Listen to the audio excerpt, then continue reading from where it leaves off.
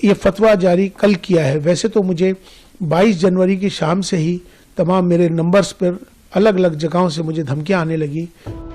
एक बड़ी और अहम खबर से आपको आगाही देते हैं। राम मंदिर प्राण प्रतिष्ठा तकरीब में शिरकत करने वाले इमाम के खिलाफ फतवा जारी हुआ है। प्राण प्रतिष्ठा के चंद दिन बाद अयोध्या में 22 जनवरी को होने वाली तकरीब में शिरकत के लिए ऑल इंडिया इमाम ऑर्गेनाइजेशन के चीफ इमाम डॉक्टर इमाम उमर अहमद अलियासी के खिलाफ फतवा जारी किया गया है।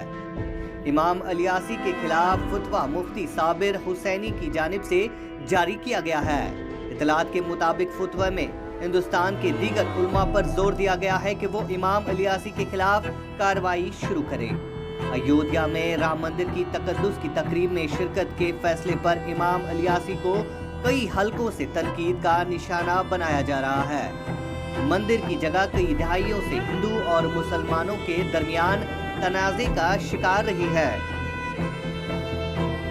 इसके जवाब में इमाम ने कहा है कि वो इसको चैलेंज करेंगे और एक और फतवा जारी करेंगे। उन्होंने कहा कि मैं किसी मुस्लिम मुल्क में नहीं रह रहा हूँ, ये मुझ पर लागू नहीं होता, मैं इसे चैलेंज करूंगा। उन्होंने ये भी कहा कि प्राण प्रतिष्ठा की तकरीब में जाने के बाद एहतिजाज का सामना कर रहा हूँ। उन्होंने मजीद कहा कि मैंने वजीर दाखिला अमित शाह, दिल्ली पुलिस कमिश्नर को इस बारे में मुतल्ला किया है और तमाम इमामों की मीटिंग बुलाई है। ऑल इंडिया इमाम ऑर्गेनाइजेशन के चीफ इमाम ने अयोध्या में तकद्दुस की तकरीब में शिरकत के बाद कहा था कि इनका काम है मोहब्बत और हम आहंगी के पैगाम को फैलाना।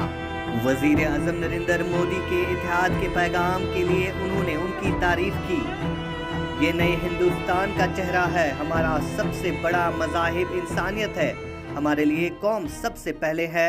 उन्होंने राम जन्मभूमि ट्रस्ट के द्वारा मुझे निमंत्रण मिला, ऐसे चीफ इमाम होने के नाते मुझे जाना के लिए।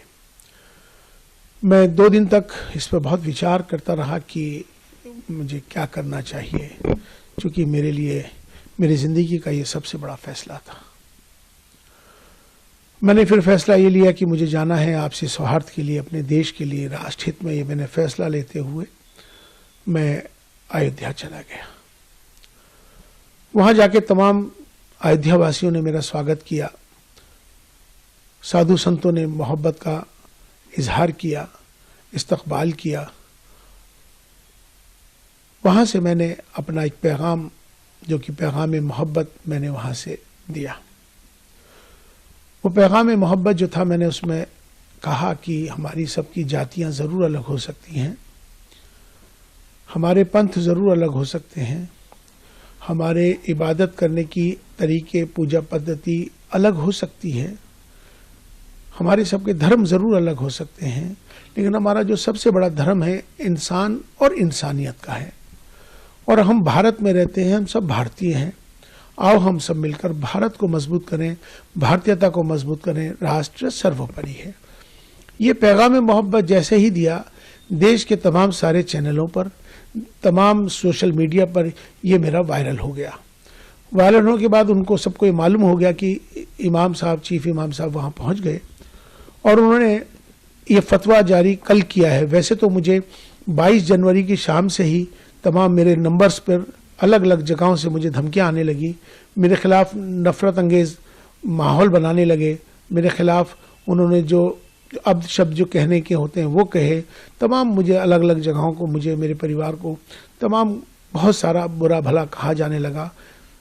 इसी बीच में कुछ फ़ोन्स कॉल आए जिनको मैंने रिकॉर्ड कर लिया है, उनके नंबर्स जिन्होंने मुझे जान से मारने के लिए, मुझे बहुत ज़्यादा तकलीफ देने के लिए जो इस तरह के फ़ोन आए, वो भी फ़ोन आए, माफ़ी के भी फ़ोन आए। तो लास्ट में कल रात को ही एक फतवा जारी हुआ है जिनका नाम है मुफ्ती साबिर हुसैनी कासमी, जो शख्स एक इंस्टीट्यूट चलाते हैं मुफ्तियों का, जिनका मुफ्ती क्लासेस के नाम से उनका चलता है। मैं उनको जानता नहीं हूँ, मेरी उनसे कोई जानकारी नहीं है, लेकिन ये सोशल मीडिया के माध्यम से वो तमाम देश भर के इमामों के माध्यम से मेरे पास अलग अलग जगहों से फतवा आना शुरू हो गया।